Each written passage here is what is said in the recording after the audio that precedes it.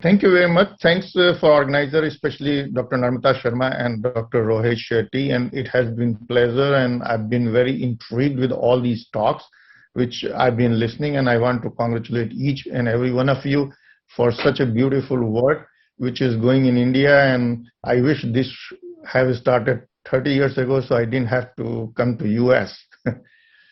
But it's never too late. I mean, I'm very, very pleased to see all the progress which is going in the eye research there.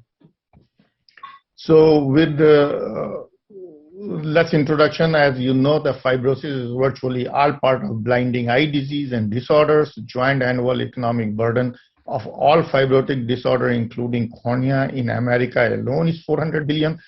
And corneal fibrosis is one of the leading cause of vision loss in the world, and I believe it's one of the top in India. And over 5% world population has the corneal disorders. Injury, infection, and surgeries are the prime suspect for these. And ocular trauma alone causes 2 million new cases of the corneal blindness each year. And it's an epidemic in Africa and Asia due to trachoma. So this slide is just not for this audience, but of course, all I want to say that cornea is an ideal model for the gene therapy development and wound healing mechanisms, as well as myofibroblast biology investigations. So this is no brainer to this, so I'm going to skip this. Of course, the normal eye trauma and injury leads to different levels of corneal fibrosis and opacity in the eye, and this process is a complex, and you can see it's very driven by multiple factors, multiple pathways, multiple mechanisms. So the question is, how do we study that? So to study this, we differentiated into pathological and physiological wound healing response and made a very simple cartoon or a model for studying this. And as you see, this is a corneal epithelium after the injury, keratocytes, which is the normal resident cells in the cornea, especially in the stroma. They do all the repairs in the influence of different cytokines. And the normal process is just for the general purpose. The first important step is they activate and go change it into fibroblast, which gets transdifferentiated into the myofibroblast. And myofibroblasts are the cells which are required for doing the repair. And however, after the repairing is done, they're supposed to die through apoptosis, and that process is the physiological process. That is what we want to achieve. However, many times this process does not go very well, and that myofibroblasts persist, and they continue to secrete irregular ECM, and then leads to the fibrosis or Haze in the cornea. So out of these, what are the dominant players? So dominant players, which our lab and many others have been reported: growth factor, cytokine, and their receptors, and the myofibroblast, stromal epithelial interaction, and the mechanisms and the signaling pathways. So out of these factors, we have came up with many, next generation treatments with the gene therapy, which we've been actively collaborating with Arka, who has been a very wonderful student when he was here in the University of Missouri while doing his PhD. And I had opportunity to work with him on the certain gene therapy project in the eye, which he already spoke about it, and we still collaborating on that. And they are leading that one of our gene therapy to the towards the clinical trials. So here in my talk, I will be talking like what we have been doing just to improve the current conventional treatment, because they are very relevant and they're very popular and used worldwide.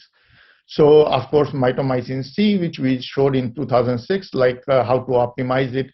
And then the other, which was a major, I would say the breakthrough study in the field of cornea, and in fact in the eye, where we used the trichostatin A and showed the first time that epigenetic mechanism can be used to manipulate the corneal function and thereafter there is a lot of influx of many of this concept in the lens as well as in the retina.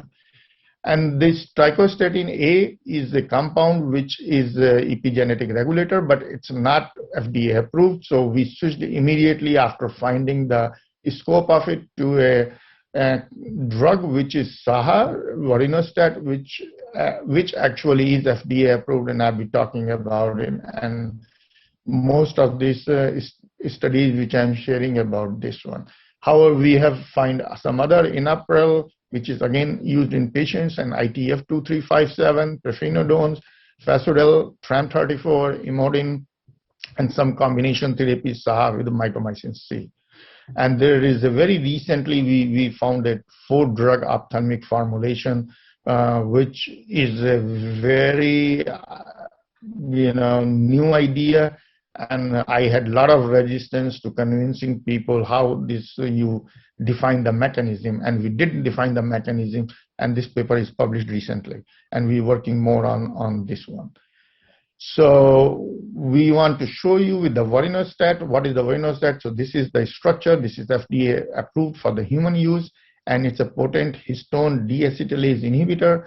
We first time reported the role of epigenetics in the corneal fibrosis inhibition using TSA, as I said before, and it's a TGA-beta plays a role in the corneal wound healing, and SAHA modulates histone deacetylation selectively. So the hypothesis we created was very simple. The SAHA treats corneal haze with efficacy similar to Mitomycin C without endothelial damage and other ocular toxicity. So the potential impact was SAHA eye drop may offer a safe and long-term treatment for corneal haze in the human patients. So we made a experimental design, and here what we did, we used the rabbit as our preferred model because of the similarity of the cornea in the terms of function and structure to the human cornea. So we have like a BSS and Mitomycin C and then the SAHA. So we reported first time here, we showed here, you see this thing, it is 4 weeks after the vorinostat application, and this 4 week post vorinostat application. And here you see there is a significant improvement in the corneal haze opacity, which was scored on the Fantaise scale.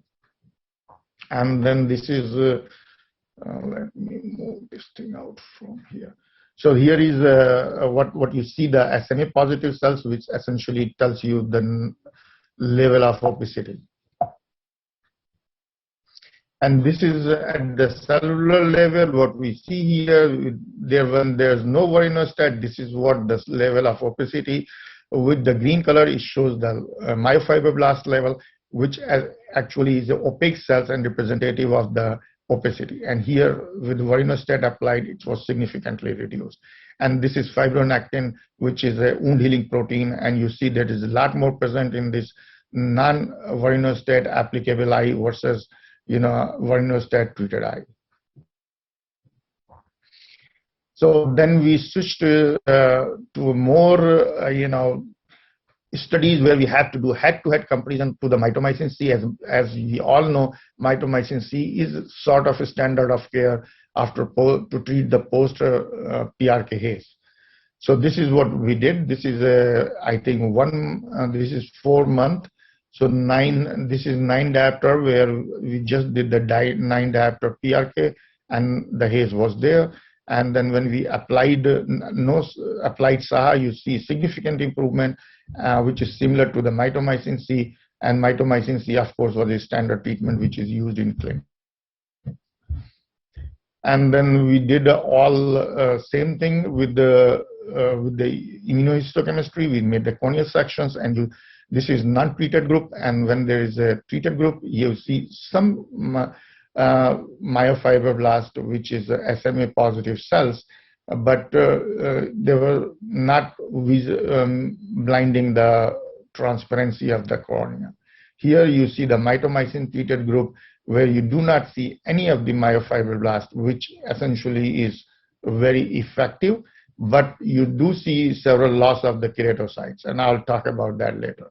And same thing with the 4-month, you see further reduction of the myofibroblast, just couple of these cells which does not impair the vision at all. And here in the mitomycin C applied group, you see a lot more, you see none of the myofibroblast cells, but you also see a lot of reduced cellular density here.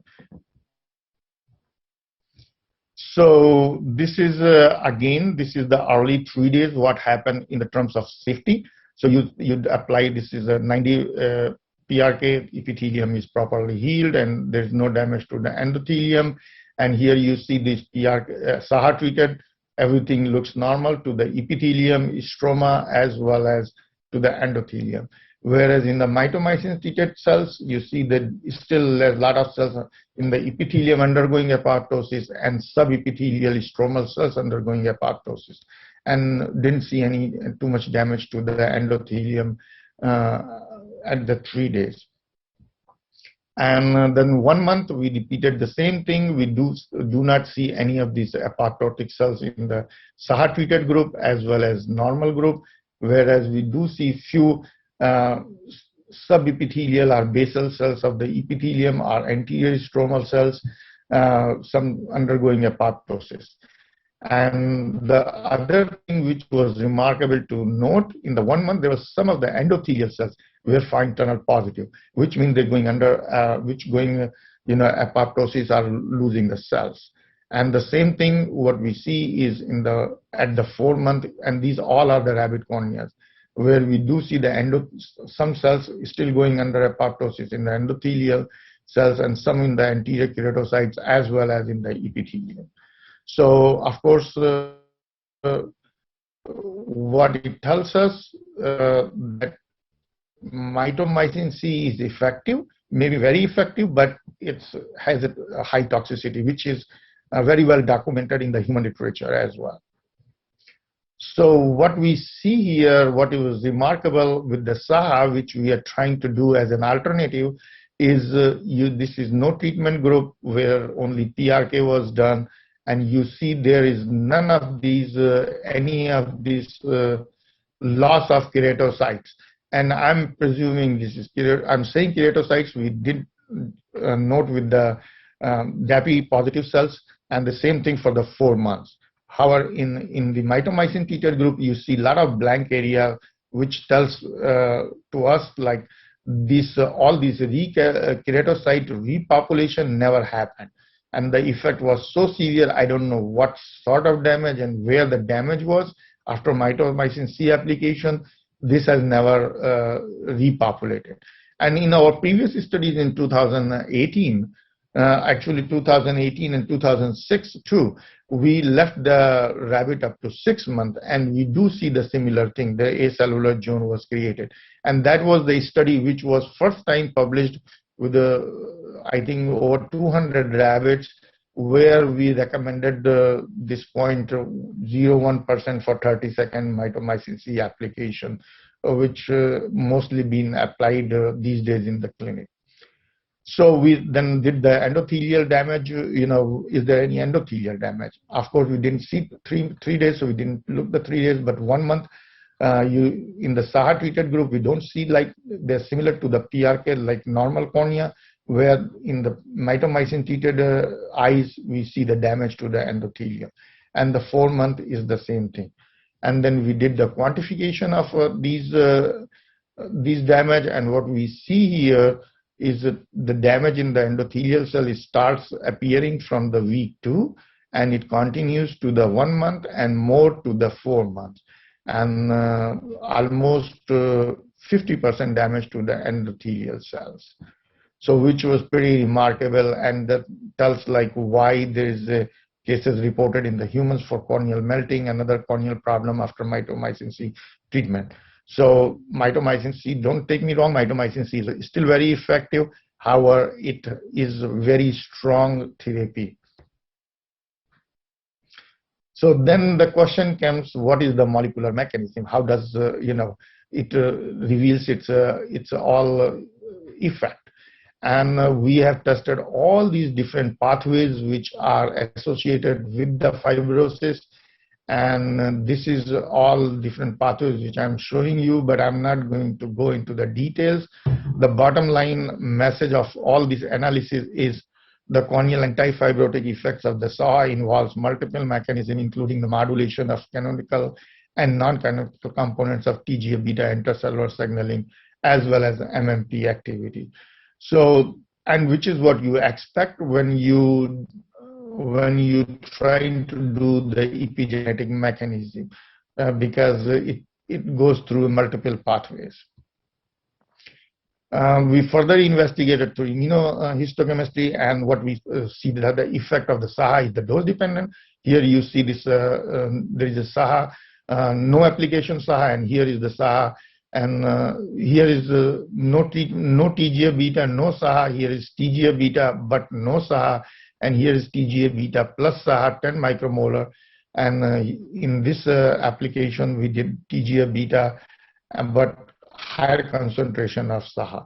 So all you see is more of the positive staining in the nucleus, and that's what it happens when it's an inactive form.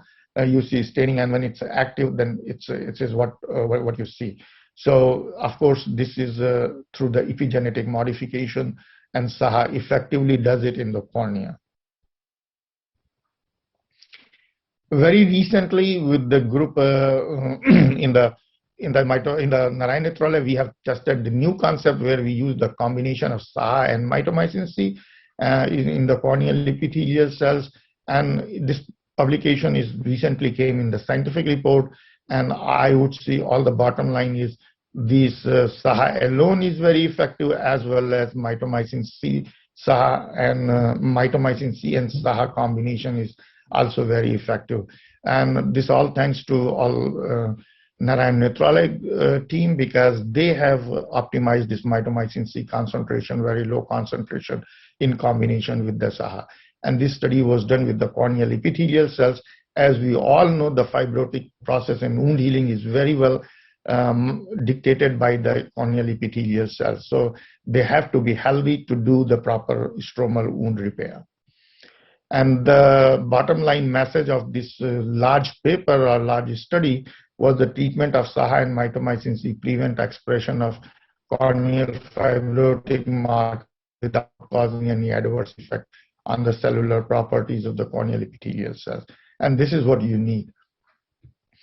And after these encouraging results, we have taken this study to do more pharmacokinetic studies in the rabbit and also in the mice, because the idea is to advance this as a standard treatment for the human clinical trial. So we did this pharmacokinetic studies in the mice. The SAHA eye drops were applied, and thanks to Micro India Limited, who prepared this SAHA eye drops, and it was actually this project was initiated by Dr. Rohit Shetty and Arka Shubra Ghosh. So this, so we got this eye drop back from the Narayana Netralaya, and then we use them in the mice first, and you see in the eye, kidney, liver, spleen, heart, all this, in this histologic examination of tissues in all these 6 different organs, we didn't find any histological findings which can show that SAHA eye drop cause any toxicity. And similar thing, we look for the rabbit tissues. For all the 6 tissues, similar finding. We did not find any cause of damage to the histological finding in all these 6 tissues. And this sort of data is really important for getting the approval in the FDA. And that was the rationale behind doing all these studies. And then we also did the comprehensive CBC and hematology and chemistry after in the SAHA and non-SAHA treated group. And there was essentially, you see all these numbers, RBC, HB, hemoglobin, WBC, neutrophil, and entire blood report. There was no significant changes in any of these parameters. So the bottom line conclusion was SAHA treatment is safe. And this was for the mice blood, and then we did same thing for the rabbit, and the finding was essentially the similar. So with this, we can confidently say that applying topically SAHA drops is very safe to the eye and to the other tissues. So not only this, with our collaborating partner clinician in the Mission Eye Institute, we look for this same treatment, whether it does the ocular, bleph fibrosis treatment. And here's the Dr. Marco Reyes. He's a glaucoma specialist, and he's a resident Jacob Brubaker, who actually spearhead this project. And this is what you see here. We see the SAHA and Mitomycin C, and we see almost similar efficacy with this one. And here is the quantification of that, and then IOP. There was no significant change in the IOP. And this is the H&E staining and the picoserous staining, where we see the wound healing response is a lot better in the SAHA treated group versus the Mitomycin treated group. And same thing with the fibrotic response here with the SAHA, SAHA and then Mitomycin C. Of course, the SMA positive cells is little more in the SAHA treated group than the Mitomycin treated group, but there was no toxicity, and that was the major thing. It was significantly reduced. Now it's a benefit versus risk assessment, what the clinicians always do in any treatment. So essentially what SAHA is projected here is effective, but the dose what we used was optimized for the cornea. It's very likely that there may be a different dose regimen for treating this bleph fibrosis in the human patient or in the rabbits. So what is the conclusion in future direction? So SAHA eye drops are efficacious and safe for corneal haze and the ocular fibrosis treatment. And thanks to Dr. Rohit Shetty and Narayan Netralaya, who are spearheading the clinical trial and its commercialization India and beyond. With this, I would like to acknowledge all the grant support which led me to do this work. And of course, a major thanks to the team who have been very instrumental in doing all these studies in our lab.